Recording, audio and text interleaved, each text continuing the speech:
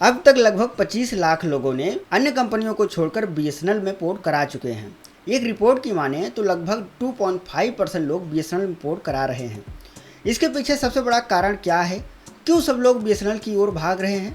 मतलब साफ है दोस्तों, जहां बीएसएनएल सबसे सस्ते प्लान प्रोवाइड कर रहा है वहीं अन्य कंपनियां अपने रिचार्ज प्लान को बढ़ा रही हैं। इसीलिए इन तीनों कंपनियां वीआई, एयरटेल और जियो के लिए लोगों का आक्रोश देखने को मिल रहा है। जनता इन कंपनियों से पूरी तरह से परेशान हो चुकी है और खासकर पढ़ने वाले बच्चे और युवा जिनको डेटा की ज़्यादा आवश्यकता होती है, क्योंकि लाइव क्लास या मीटिंग के लिए डाटा चाहिए होता है, जो अब प्राइवेट कंपनियों ने महंगा कर दिया है।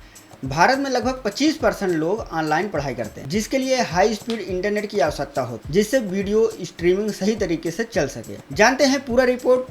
लेकिन भारत की जनता जिस प्रकार से बीएसएनएल तरफ बढ़ रही है, उसके लिए वीडियो को एक लाइक करके सब्सक्राइब जरूर कर लीजिएगा, क्योंकि यह आपके लिए 1 सेकंड का काम है, लेकिन इससे हमारी बहुत मदद हो। दोस्तों, पहले बोला जाता था कि भला वीडियो ट्यूटोरियल के माध्यम से पढ़ाई कैसे कर सकता है। अब दौर बदल गया है। अब बच्चे वीडियो के माध्यम से ही शिक्षा प्राप्त कर रहे हैं और ऑनलाइन ही बहुत ही बेहतर तरीके से ट्यूशन भी ले रहे हैं। कई सारे ऐसे इंस्टीट्यूट हैं जो सिर्फ ऑनलाइन क्लासेस के माध्यम से ही पढ़ाई कराते हैं, लेकिन अब डेटा महंगा होने की वजह से बच्चे और बाकी यूजर कहाँ जाएंगे। इसलिए बीएसएनएल मार्केट में उतरा और सस्ते टैरिफ प्लान की वजह से लोगों को अपनी तरफ आकर्षित या खींच रहा है और लोगों को यह विश्वास दिलाया कि जल्द ही पूरे भारत में 4G सुविधा को शुरू कर देगा और अगले साल तक 5G नेटवर्क लोगों के लिए उपलब्ध हो जाएगा, ऐसा बीएसएनएल का कहना है। और जैसे ही यह जानकारी लोगों तक पहुंची, देश भर में बड़े पैमाने पर लोग बीएसएनएल नंबर पर अपने सिम को पोर्ट कराना शुरू कर दिया और सोशल मीडिया पर बीएसएनएल हैशटैग ट्रेंडिंग पर चलने लगा। दोस्तों, इसके पीछे का सबसे बड़ा कारण यह भी है कि प्राइवेट कंपनियों ने सोचा मार्केटिंग अच्छे से करने पर ग्राहक आपका हो जाता है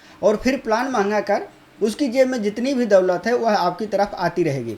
लेकिन उनका यह प्लान बीएसएनएल की वजह से नहीं चल और भारत की जनता ने इनको इनकी औकात दिखाना शुरू कर दिया। भारत की जनता ने साफ शब्दों में यह संदेश दे दिया है कि आप मनमानी करते हुए अपने रेट्स बढ़ाते चले जाएंगे तो हम आपके साथ नहीं रहेंगे, और उनको पूरी मार्केटिंग संरचना धरी की धरी रह गई है। और इसी समय भारत की सरकारी कंपनी बीएसएनएल बाजी मारता दिखाई दे रहा है, क्योंकि एक समय बीएसएनएल पूरे भारत में राज किया करता था, लेकिन इन्हीं प्राइवेट कंपनियों की वजह से बीएसएनएल पीछे हो गया था। लेकिन प्राइवेट कंपनियों ने लोगों को गुलाम बनाया और उनकी जेबें खाली करने लगा, और जब इंटरनेट यूजर परेशान होने लगे तो इनको बीएसएनएल की याद फिर से आने लगी। भारत के लोगों के लिए बीएसएनएल 5G लॉन्च एक बहुत बड़ी, इसी वजह से बीएसएनएल ऑफिस में बहुत भीड़ देखने को मिल रही है। प्राइवेट कंपनियां जहां अपने प्लान को बढ़ा रही हैं, वहीं बीएसएनएल 599 में 84 दिन के लिए हाई स्पीड इंटरनेट दे रहा है, जो इन तीनों प्राइवेट सेक्टर कंपनियों से बहुत सस्ता है। हाल ही में बीएसएनएल ने मौके का फायदा उठाकर अपने टावर की संख्या बढ़ानी शुरू कर दी है। बीएसएनएल अपने टावर्स की संख्या